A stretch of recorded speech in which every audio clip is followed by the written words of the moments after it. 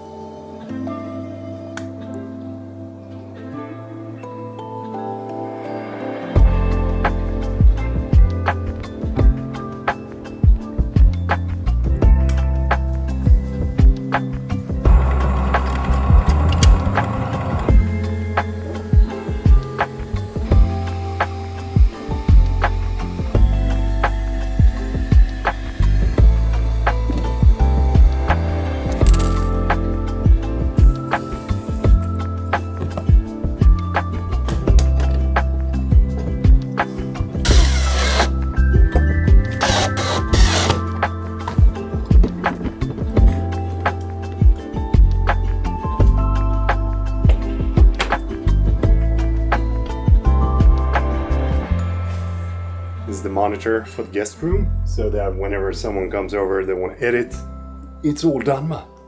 Q&A time. Haven't done this in a long time. Gotta make sure they'll have the epic look va. Ursäkta säga. Here, entire garage. Filming till an orange. Gotta reduce the brightness here. Maybe a little bit down. Where are we at? We're gonna see. Let's drag down to 9. This should be good. We're gonna roll with this. Okay, so for those of you that are new to the channel, hi, this is my vlog channel. This is everything related not to cameras and tech. It's more so just a documentary long-term about me and the things that I do in my life. And super happy to have you here. I posted a Q&A over on Instagram. I have actually deleted the app from my phone, mainly because I felt that it took up too much time. And this time around, I don't feel like I miss it because it's more so just the stories. And the stories I can upload from my computer or from my iPad. Let's see, so TH Films. Congrats, Peter. Thank you, I appreciate that. Canadian Girl 999. When is the next Peter McKinnon collab? I honestly don't know, but it would be fun to do it sometime soon. We're gonna have to see. I know that Peter is a busy man, I'm a busy man, so we're just gonna make sure that we sort of like align it somewhere. What's in your pockets? Ooh, the Zero Tolerance unboxing knife. This is one of my absolute favorite knives that I have ever had. The handle is made out of carbon fiber and then it's a flipper knife, so you flip it up like that. The iPhone 15 Pro Max. When it comes to this, I would probably enjoy a little bit of a smaller phone. I'm not entirely sure if I'm going to go with the Max next time around, but what I really do like with this is the camera. I had a loaner phone for approximately 2 months, and that was an iPhone 13 Pro Max. And when you compare the two, like using them on a day-to-day basis, this phone beats it hands down. Like, it's so much better. And then we got keys to everything that I need. Titanium wallet, it is freaking amazing. And then you have a pen in case of emergency. And I've actually used this a lot of times, even though you might think that, well, whoever needs a pen, but there's been a lot of times. Everything is here instead of being attached straight to my phone. So if I lose one, I'm not necessarily without both. What's in your pockets, Marty Kaufman? Important one, do you fulfill Amanda's dreams going to Taylor Swift? I would love to go. I mean, like, Taylor is a great performance artist, but neither me nor Amanda are really interested in Taylor Swift. Ride, I follow you and listen to you. Sony A1 or A7R5? Either or, it totally depends on what you do. Both are great cameras. I've never really tried out the Sony A7R5. I do like the Sony A1, but the flip out screen, or the lack of flip out screen, makes me go nuts at times. Johannes Scharf. with some cool gamer spelling? Are you going to make a tri-charge for the smaller Canon batteries eventually? I guess we'll have to see. I'm not entirely sure as of right now, but hopefully. Stian Torp, how are you doing? I'm doing fine, my fine sir. How about you? Charlie Wiberg, do you still have the DJI Inspire? I do not, unfortunately. It's a great drone, but I don't have it. Thomas D. Fit, what would be the best way to expose a Slog 3? I'm gonna say download one of my LUTs, put it into your camera, and then just look at the display. Simple as that. What is your annual income as a YouTuber? Wow. Now we're moving into what I said in the previous episode, where we're going to talk a little bit more about the business side and economics. I guess that this is a very interesting topic for a lot of people out there, because there's just not really anything telling you what you make or what you don't make on YouTube. But I'm going to share a little bit of numbers with you here then. So we're going to see. The first thing that you're going to know is that my business and me personally is not the same thing. Like, if my business make X amount of money, then that's not X amount of money into my pocket. So if we start with my business, during the year of 2023, my business had a revenue of $400,000 and the actual profit was $90,500. But when it comes to my salary before taxes, I had 549,000 Swedish crowns, which is equivalent to $51,840 on the entire year before taxes. And that means that I have approximately $4,320 per month before taxes and $3,200 after taxes per month that I can actually use. But the good thing is that my company had a very good profit, so I also made sure to pay dividends to my holding companies that I have that is owning my company. So I made sure they got approximately $20,000 to each company in dividends as well, which is super nice. But then I have to pay another 20% tax on each of those 20,000 that I paid to each holding company. Whenever I take a salary to myself, basically my company has to pay double the amount in taxes so that I don't have to do that at a later time. So there you go, Dan Serrano. That's my annual income as a YouTuber. Abunda, the best?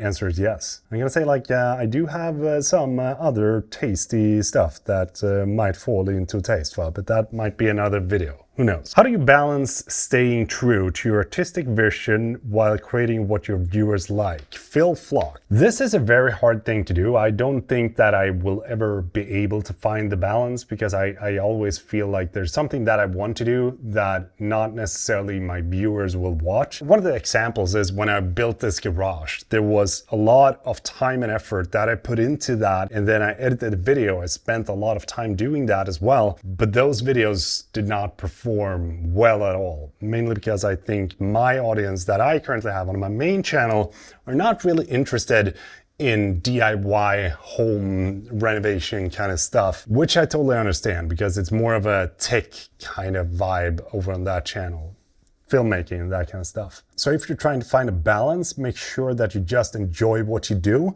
and then keep doing that, because I think that that is the best balance that you can find. I always fall into slumps and feel like I'm not good enough and my videos are performing bad, and that affects me. But then I always have something in the back of my head saying, like, you know, just move on to the next. When Avata 2 cinematic. I've already made a video on that, so head over there to my main channel and check that out. Would you still go for Sony if you started all over? Yes, I would. I love the Sony cameras. I love the tech that the Sony cameras offer to be able to make videos fast. And that for me is key. It's the same reason why I go for the DJI drones. It's like easy, simple, and fast. When did you get good with money to afford to save a house? I think somewhere around 2021, 2022, when I started my corporation, because previously I had a business that we call here in Sweden as a sole proprietorship. And there's nothing wrong with that, but it basically means that you are personally responsible for everything that your business do. If you have a corporation, then it's a separate, so like juridical, can you say it like that? Juridical person, if you may. It has a, you know, it's an entity in and by itself. And it's very easy to mix your own private economy with your business if you're a sole proprietor. That is something that is much harder to do when you have a corporation. When I started the corporation, I knew that I needed to take things more seriously. I needed to pay a salary to myself. I needed to make sure that I made enough money to sustain the corporation as well. Because we have something here in Sweden, which is basically pre-taxes. You do an estimate of what your corporation is going to make in revenue for the year, and then you have to pay a monthly tax rate on that throughout the entire year. Doing all of those things sort of made me realize that I need to play my cards smart. I need to be able to make enough money so that I can save up for a house, so that I can have no debts and all that stuff. One of the first things that I did when I started to take out my own salary, and when I shifted from the sole proprietorship to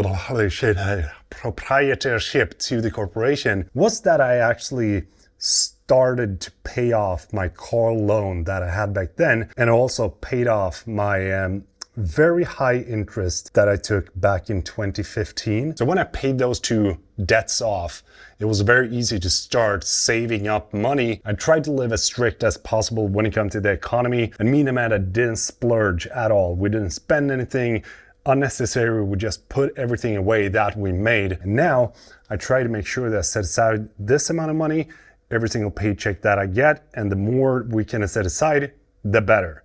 It's just save it up as much as I can, and the more that I can work to make more money, the better. If I purchase something for the business, I make sure that I make a video on it or 2 videos on it, try to get the money back off the investment that I did. All right, last question. Do you have any interest on working on films or TV shows? Wildlife Louie. I'm gonna say honestly not. I love doing YouTube videos though, and I love doing YouTube overall and social media, so I'm probably gonna do this for as long as I possibly can and people will watch. But making movies and TV series and films, I don't think so. Maybe sometime in the future, but as of right now, where I'm at, nah, I'm all good.